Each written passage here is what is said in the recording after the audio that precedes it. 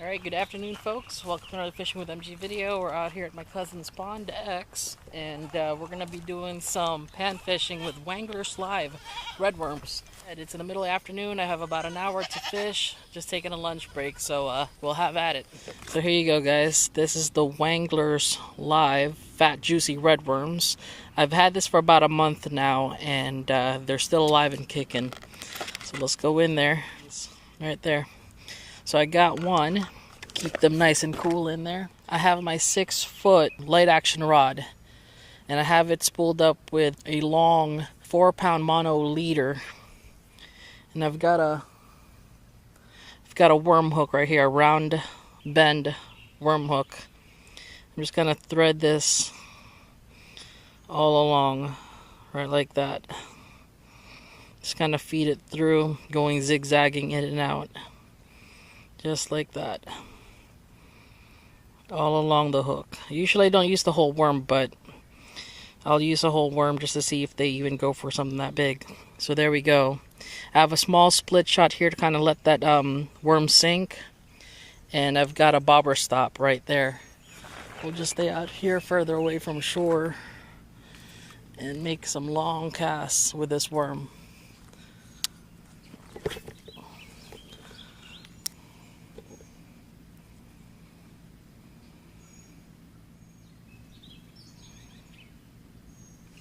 There we go, we got something. Oh, that's bass. Got one. It's a small bass. Right there. Little tiny bass on the Wanglers live worm right there. See? Crystal's got one.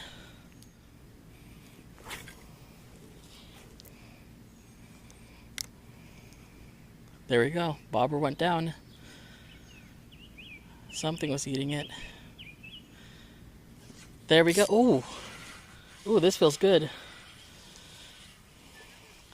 I can't tell. I think it's a bass.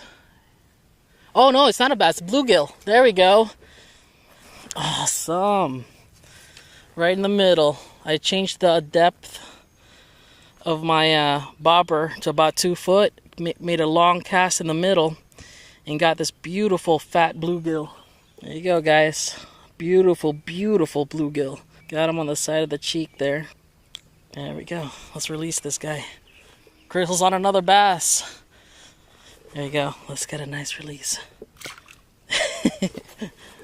Crystal's bass fishing, I'm pan fishing, so both are biting real good right now. Alright, so here we go again. Let's look for a worm in here. Nice, juicy. There they are. They're all clumped up on one side. Ooh, this one's fat and juicy. Look at that. See, I mean, it's still a month and they're so big and juicy. And still very active and very alive. Let's see, if I put this big one on, I wonder if I'm going to get a big monster size brim. Crystal's seeing, ooh, that's a good one. Crystal's catching them left and right over there. Bass on that side, on the other side. There you go, just thread that up the hook, left a little bit of wiggle in the end. And let's see, let's try that. So big worm.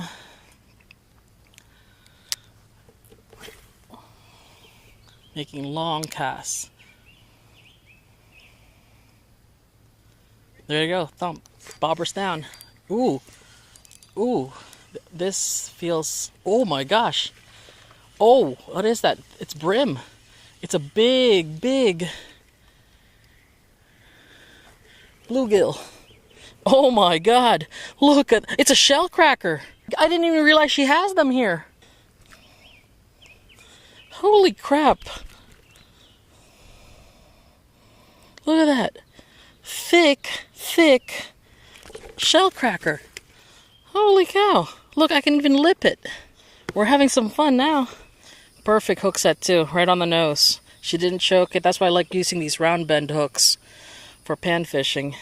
Well, I was looking for a slab. I got one.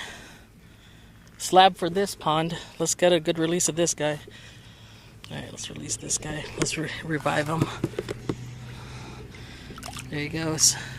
Alright, let's load up another worm. So, big worm, big fish. Let's repeat that.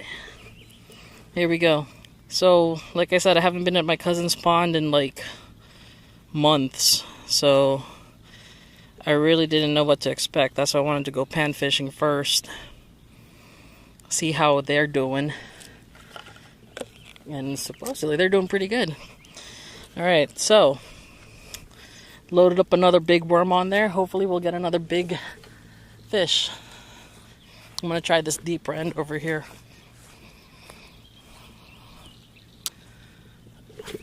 So far they're out in the middle, about 2 feet down as far as the depth. Alright, I'm going to change my depth about 3 foot. Let's see if we can get another shell cracker. Might have to change my depth again back to the original 2 foot, because right now I have it at 3 foot and no action. Okay, so we're back at about 2 foot, or a foot and a half, let's see. I'm going to make that a little bit, there you go. Now we're at 2 foot. Making long casts towards the middle of the pond.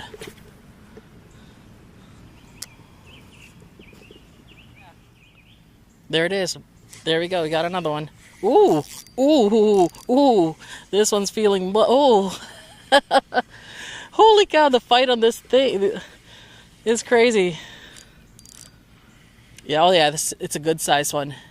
Oh, maybe just a good fighting one. All right. There we go. Not bad. This one's a bluegill. Beautiful bluegill though. Look at that sheen on it. It's pretty. Pretty. Look at that color on this thing right here. Golly. Got him on the side of the mouth. Or side of the cheek there. Barely. Okay. Still got a lot of worm on this one. Didn't do such a damage like that shell cracker. So let's try it again. So they're out in the middle. 2 foot depth. So we'll see. Making long casts and just letting them soak. Let's try a little bit over here. Sorry, didn't mean to scare you. Yeah, the bass are not even shy. They're right there. They're less than a few inches from the top, looking for top water bites.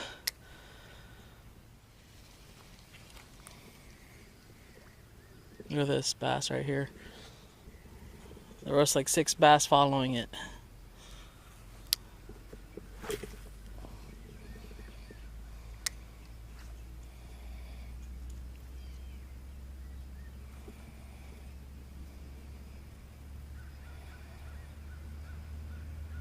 There it is. It's bobbing. Bobbers down. There. Ooh! Another nice panfish right here, guys.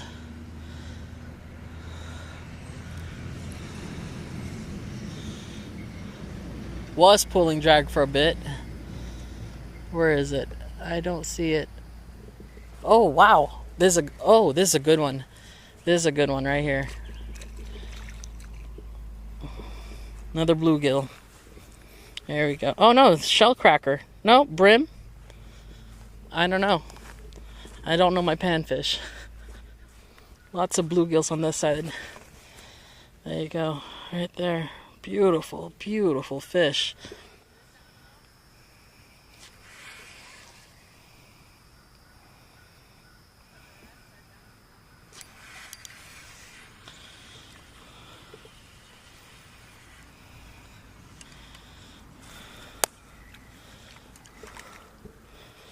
Ooh, look at the colors on this guy.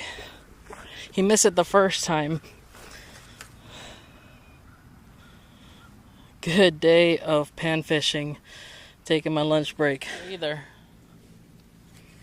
we go, got another one. Ooh, this one's pulling. Swimming towards me now. Oh my gosh, this one's a fatty.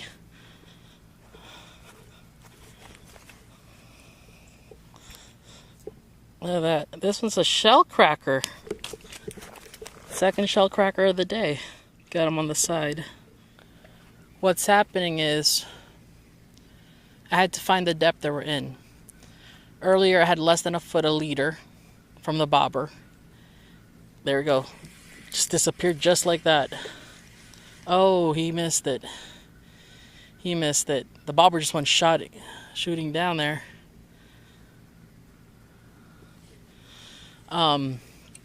What happened was, earlier I had the bobber too shallow. I had less than, or the leader from the hook to the bobber was too short or too shallow. It was less than a foot. Then I tried 2 foot, casting at the same spot, and that's when I started getting bit. So I've got about a 2 foot leader here from the hook to the bobber. And they're only at one spot. They're just, if I stand here and I aim towards that chair on the other side of the bank, that's where I'm catching them, in the middle, but towards that chair. So here we go. Let's try that again. I'm going to aim towards the chair. There it is. And I'm just going to let it sit. And you'll just see like little tiny ripples coming out of that bobber. That means something's sucking on that worm. And you'll just see the bobber go down, and that's when you want to set the hook so they don't swallow the hook. I might have to put a new worm on here because this one's pretty shredded. There's the bobber, it's gone. There we go. This one's a good fighting one too.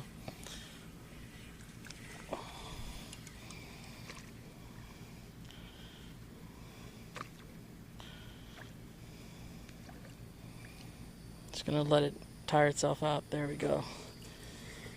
Alright. There she is. Bluegill. Look at that, guys, right there. Middle of the afternoon on my lunch break.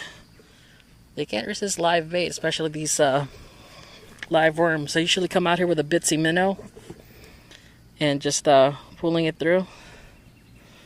But these guys, they're going for this worm.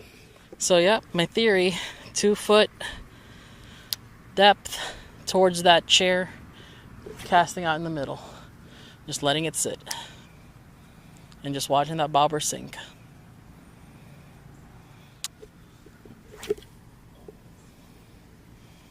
This is just too fun. When you're catching fish like this. I'm going to try this deeper end right here. So that 4-pound mono is holding up pretty good. Let's go ahead and put a new worm on. Let's dig one out real. Oh, there we go. That one's a good fat juicy one right there. Just the right size, or perfect size right there. I'm so amazed. It's been over a month and I'm just keeping that soil in there moist and keeping it in cool spots. A cool area in the house, on the floor. And they're still alive and kicking. I mean, they're still very active. Let's try that middle area again. Sometimes you gotta let a spot cool off a little bit. There it is. Bobber's going down. There it is. Oh, I said it too fast there. Said it too fast. I was already getting a bite. Here comes a little tiny turtle going for the bobber. That turtle is going after my bobber. I'm going to switch back to a foot of leader and see if that see if they're trying to be more closer to the surface here. That's why I couldn't cast. Something happened here. There we go.